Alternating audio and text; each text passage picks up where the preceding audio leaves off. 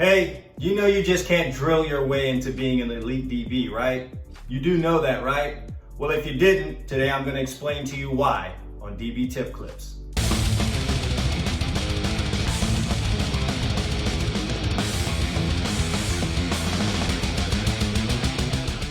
Well, everybody loves drills. All my DBs just love to do them, and I understand why, and they are essential. But today we're going to talk about why just doing drills is not everything that you need to become the best DB out there.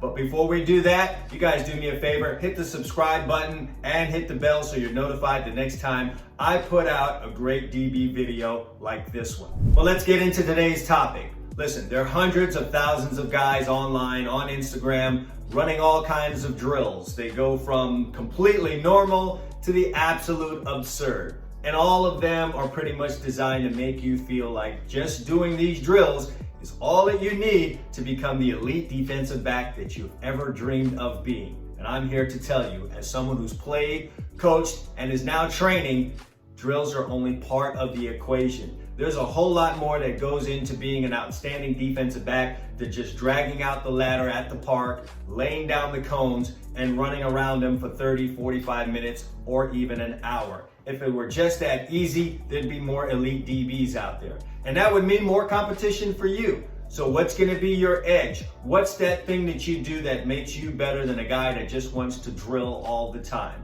Today, we're gonna talk about what a couple of those things are, because you definitely need to do more than run around a cone if you're gonna be an outstanding defensive back. If you talk to any personal trainer out there, you know, the guys you see in the gym instructing people as they go through weightlifting exercise after weightlifting exercise, if he or she is any good at their job, they will definitely tell the person that they're training, there's more to lifting weights than getting the body that you want. There's another big component, and that is what you eat, your diet. The same thing goes for playing defensive back. Yes, the drills are like the weightlifting. They're good, you need it to build a muscle, to develop your skills, but having the skills and not having the other things that you need to be a great defensive back is just you not doing what you need to do to be the best, and essentially almost just wasting a whole lot of time. So here are some of the other areas where you need to hit so that you can be an elite defensive back. All right, the number one area, and you should have known this was coming, and that's the weight room. A lot of defensive backs opt not for the weight room. They opt to skip the workouts. It's just not a thing that they're into. They enjoy being skinny and nimble and quick. Well, that's fine. There are gonna be times where you're gonna be up against guys that are stronger than you, so much stronger than you, and all your nimble and being quick and having all this agility is just not gonna matter. It's no fun being at that point of the catch when the ball is coming and you're just getting out physicaled by a wide receiver. We saw a little bit of that in this past NFL season when DK Metcalf went up against Darius Slay. Metcalf was so much stronger than Slay that every time Slay tried to get physical, as you sometimes need to do as a defensive back, he was just up against a guy that was just so much stronger than him that he really couldn't do anything. And sometimes that can be intimidating. And it resulted in a very big game for DK Metcalf. Now guys, Darius Slay is a great all-pro type cornerback, so I'm not here to take anything away from him. The point I'm trying to make is that if you're a guy that's gonna ignore the weight room, and I'm not saying that Darius Slay does, you're gonna find yourself in a position where you're up against guys each and every week that are just stronger than you, and you're just gonna be quick enough to get in position, and then when the ball's coming, you're gonna suddenly be out of position because that guy is just so much stronger than you. Add to that the fact that you need to make tackles, you need to get off of blocks, and you need to bring down running backs, tight ends sometimes when they catch the ball, or also tackle a wide receiver when he sometimes catches the ball. And if you haven't been in the weight room, you're just not gonna have the strength to do that, especially against a guy who spent more time in the weight room than you. So the weight room is something you absolutely can't ignore. Part of being a great defensive back is being strong enough. And if you wanna be fast, you also gotta be strong. So the weight room will help you with that thing you really wanna be, which is fast. Strength and speed and quickness all go together. So make sure you don't ignore the weight room part of it. The second component is coming up, but I've got a question for you guys. What do you feel you do best as a defensive back? There's so many attributes that make up an elite defensive back. What do you, in your mind, feel that you do the best? What's that elite skill that you have that you think makes you the best defensive back that you are at this time? Now, getting into that second thing that you're going to need to focus on if you want to be an elite defensive back outside of drills, and that is study your playbook. For you young guys out there, I know it can get a little bit boring. Studying your playbook seems like school, like doing math or algebra or English. You know what though? It's one of those things you've got to do. It makes no sense for you to just not know what you're doing out on the football field. All the cone drills and ladder drills will not matter if you can't find yourself in the right place at the right time.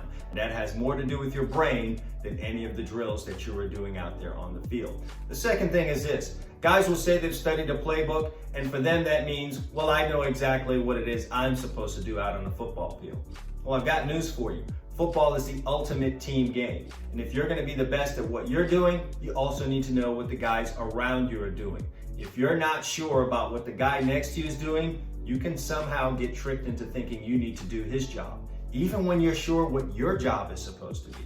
You're going to be a lot better player, a lot quicker player, a lot smarter player if you know you've got the deep thirds, but you also know who has the flat. Because I'm going to tell you, here's the way that your mind can play tricks on you. You know you've got the deep third, but you're not sure who or if anyone has the flats, and you see a wide receiver go into that flat area.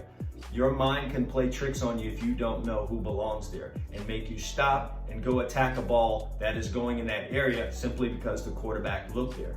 However, if you know you've got deep third and you know that linebacker is supposed to be in the flat, you'll be unfazed when the quarterback looks there. In fact, you'll be this much even better. You'll be able to yell to that linebacker, hey, get there, flat, flat, flat, and you know you've got to get to a deep third. That's just one example of how knowing what the guys around you are supposed to do.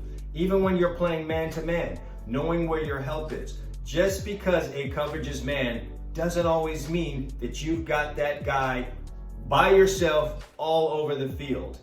Kind of get that out of your head. When you're playing man-to-man, there's always help. It could be a guy inside, could be a guy deep, could be the sidelines, could be an enormous rush that's coming at the quarterback. Those are various ways that you get help when you're playing man-to-man. So it's important for you to know what kind of man coverage you're in and where your help is coming from. If it's cover one, you've got help in the deep middle of the field.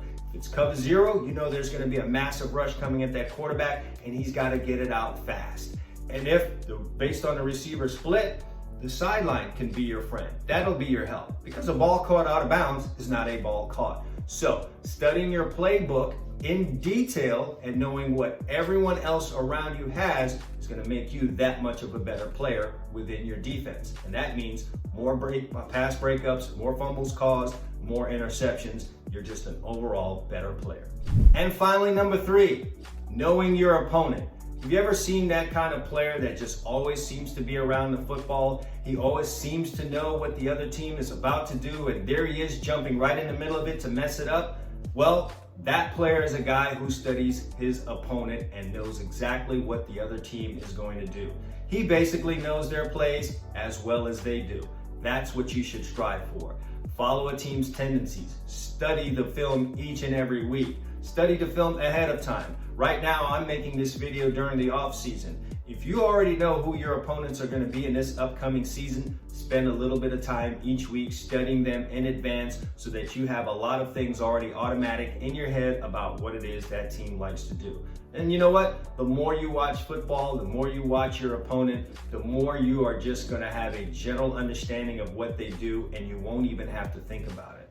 Knowing what your opponent is going to do is one thing, but not having to think about it and know what they're doing is the next thing. That allows you to jump a route. That allows you to be over the top. That allows you to be where the running back's going to be. That allows you to blitz the right way. And the various things that you do as defensive back come a whole lot easier. You move a whole lot faster out on the field, and you just seem to make plays. You'll be that Tyrann Mathieu type of defensive back. Notice how he's always in the middle of stuff and he's breaking things up and being a general pain in the rear end.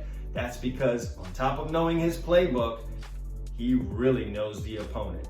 Take time to know your opponent. Take a little bit of that drill time, set that aside, because you don't always need to do all those drills. Devote some of that drill time to studying your opponent, studying your playbook.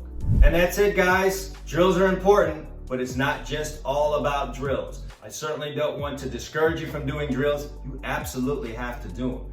Spend time doing drills. But remember these other parts: the weight room, knowing your playbook, and studying your opponent.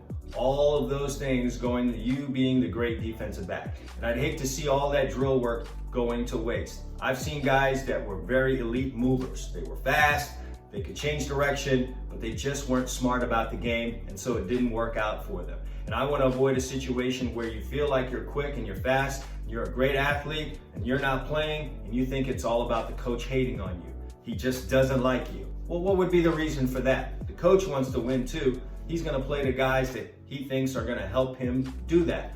And that really comes from knowing guys that he can trust. And the guys that you can really trust are the guys who, yes, are quick and fast and agility and have some physical skills, but it's also the guys that are smart about the game, or the guys that aren't going to just get run over by the running back and have the running back continue on down the field, or get out muscled by a wide receiver in a block as the running back runs down the field. It's also a guy that knows where he's supposed to be on the field. He can communicate with his teammates. That gives the coach confidence. And then also a guy who can anticipate jump routes and just be where the ball is going to be. That's a guy who knows his opponent. So make sure you spend a good amount of time with these other parts that are outside of you just doing the drill work, because you just can't drill yourself into being an elite DB.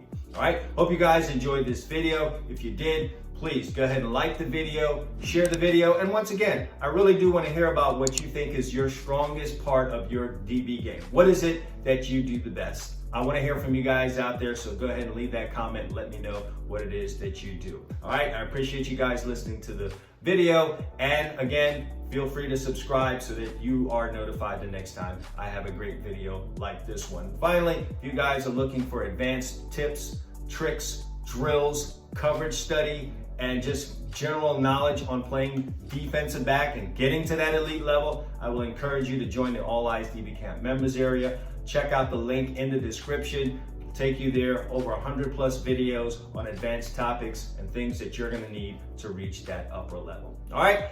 Thanks once again for listening. And until next time, All Eyes DB Camp, consistency breeds results.